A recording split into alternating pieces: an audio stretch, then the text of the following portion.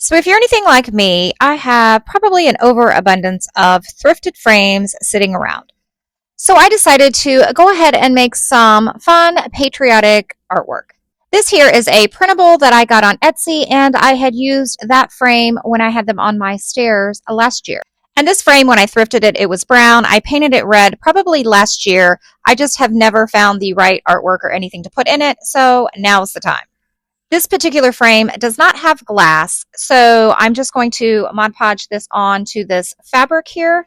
And then I felt like it needed a little something, so I'm just gluing down this little piece of rickrack trim at the bottom. Several months ago, my friend gave me a bunch of frames that she had thrifted and she wasn't using, so I thought that this would be a real easy one just to add a flag to.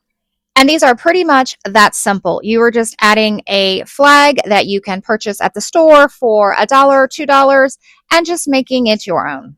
I think in total I'm using 3 different sizes. This one is the smallest here, and this one was $1.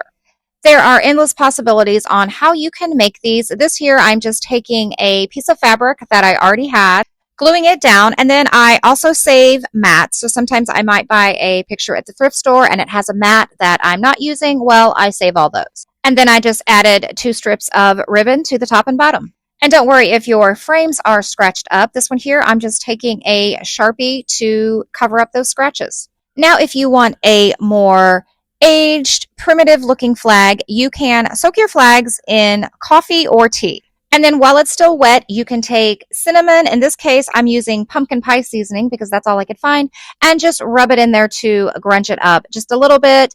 You want it to be wrinkly, and then I just set these outside to dry. This particular frame here, I can't remember if it was mine and I gave it to my friend to donate and then now it's back to me. You can use anything for your backing. This particular one, I'm using some wallpaper that I had on hand, but you can also use fabric. This one, I'm going to be using the largest of the flags that I have, so I knew I needed to go with a bigger frame. Then I just glued it down with some Mod Podge, and I'm going over all the edges and actually the entire flag. This frame I thrifted last week while I was in the middle of making these, so I grabbed it, but I did paint the outer edge red to make the flag pop a little bit more. There are endless possibilities and color combinations that you can do in making this budget-friendly, patriotic artwork. And that's the part that I like about it. You can get creative and make them your own.